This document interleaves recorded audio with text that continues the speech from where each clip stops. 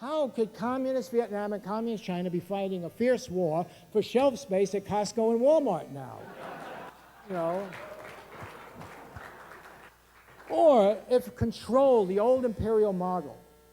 You know, we got angry with the French and the Germans because they didn't agree going into Iraq. Now, why didn't they want us to go in? Why didn't they think it was smart?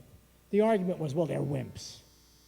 My father was a German Protestant. My mother was a Russian Jew. I was born in 1936. I never thought I'd live to see the day when I was told the Germans lacked the DNA to be violent. You know, but that was the argument. Somehow the Germans and the French, they don't like to fight. You know, the French, who had a big colonial empire, did it occur to anybody that the French learned from Algeria, they learned from Indochina, that the Germans learned from their foreign adventures, that imperialism does not pay. It pays for some people. It pays for Dick Cheney. It pays for some sectors of the economy. It does not pay for your overall economy. It does not pay for your average taxpayer by any means. And that's what they understood. That's why they told us not to go. And they understood what Colin Powell said, you know, if you break it, you own it. But you don't really own it.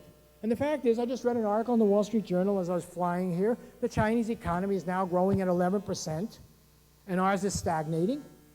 And we control the oil. You know, it turns out you can buy the stuff on the open market. You know?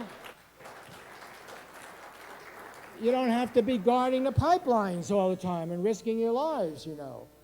So here the Chinese are following really, you know, the old Adam Smith capitalist model as rapidly as they can get to it.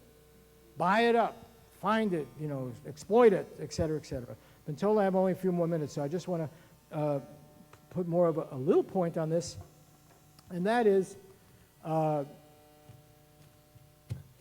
that the fear-mongering, I just want to give you an example of the disconnect about this, because this is not over.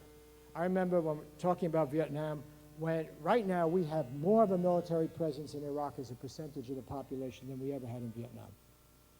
Don't kid yourself. So here is the Washington Post today. Good thing I read it. Typical, and you can tell the whole story of what's happening in Iraq. Okay, our Secretary of Defense, Robert Gates, follows up on the words of our White House press secretary that the model now is Korea and we may be in Iraq for 50 years. All right? You can't make this stuff up. Okay? And why? Because they need us. And Snow said, this is what Tony said, he said, what you're really dealing with is the internal security of Iraq rather than trying to provide a reassurance against an external foe. Well, why do they need our troops to protect themselves against themselves? It's incredibly bizarre. And you want to know how bizarre it is? The top story here, where, you know, somebody who gets to travel out there with the American troops, he's quoting the mayor, the guy we like now because he's against Al-Qaeda, Abdul Khalik, and he said, this is a quote, "But if the Americans interfere, it will blow up because they are the enemy of us both." This is our guy. I mean, really, you can't write stuff like this. "And we will unite against them and stop fighting each other." Did you ever hear a better argument for getting the hell out of Iraq?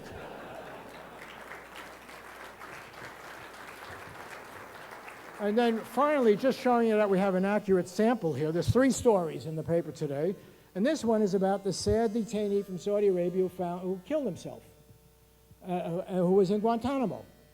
How did he get to Guantanamo? You're reading the story and you find out again he's one of ours. We still don't have an Iraqi hijacker blowing up buildings here. We still haven't found one of Saddam Hussein's guys. But this Saudi, who we accuse of being involved with Al-Qaeda, was somebody we recruited and trained. And then he kills himself because we haven't brought him to trial and we haven't found anything on him. So that's the Washington Post. Let me just end by saying, like, what do I have, 5 minutes, 3 minutes, just to sum, 10? Okay. Let me say that the real lesson here, and this is why I began by saying I don't want to conflate the whole argument of big government as opposed to, I do think there is something special about empire and the national security state. And I think that other general, George Washington, I just reread, I went upstairs instead of eating, and I reread George Washington's farewell address. These guys write great farewell addresses, these ex-generals turned presidents. And you could not find a more nuanced, serious, complex, thoughtful critique of the dangers of foreign entanglement than George Washington entered. Just what is involved.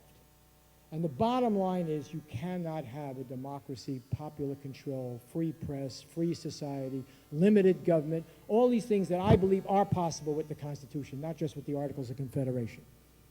I like the Bill of Rights. I think we got a pretty good model. I think we've done our best to destroy it in the eyes of the world. We lecture people around the world, oh, division of powers is great, but our Congress rolls over. You know, it's good to have a Supreme Court, but the Supreme Court lets the president reappoint himself. You know, I mean, you go right down the line. A free press, Congress shall make no law. Freedom of press, but our press shows no independence at all. And I want to say something about courage, and I really respect our whistleblowers and so forth. But I asked my colleagues in the media, I said, wait a minute. We have asked people around the world, journalists, to stand up. And we have brave journalists who go and cover combat. I'm not taking anything back from that. But when I think of those editors at the big television stations and big newspapers who caved, who were afraid, what were they afraid of? Losing market share. The readers, 90% against it, what's going to happen? They're worried about a slight kink in their career curve. This is not torture. This is not your testicles crushed. This is not any of those things. Your relatives all killed. And the lack of courage on the part of people who live in a free society and benefit from it and who are raised to believe in the values of limited government and honesty and truth-seeking, you know, and accountability, and the public having a right to know, representative government, the betrayal of those ideas is unconscionable. Unconscionable. And I think the most serious danger that has occurred is the mocking, the destruction of this model, which I happen to think is the best model for people not to blindly follow, not to be imposed on them. But I do believe in that model of limited government. I do believe in that model of citizen rights. And I think that this administration, yes, others have done the same, particularly since World War II, but this administration has taken our society to a new low. It is extremely dangerous. And the bottom line, let me tell you the bottom line. The bottom line is we do have a military-industrial complex. We do have people who benefit from having a big military. To stop people who use $3 box cutters that you could get at Home Depot, we have approved tens of millions and hundreds of millions for the stealth fighter designed to counter a Soviet Air Force that is no longer in existence. This war on terror has been an excuse for ramping up a military budget that is at the point of exceeding Cold War needs when we had a serious enemy. And so when you think about the difficulty of getting through to the public, it's not that just such a small number of us are libertarians or such a small number of us are bleeding heart liberals like this guy Scheer, you know. The real problem is that we have these big institutions with a lot of talented people, a lot of smart people who make a very good living lying to us. They get contracts.